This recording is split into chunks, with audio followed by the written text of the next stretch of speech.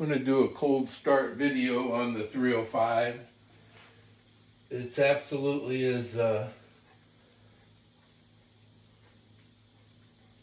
runs and starts like new. This has not been started for at least 2 weeks.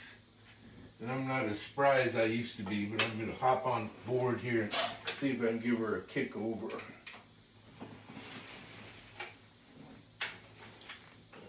Don't need much choke because it's hot out.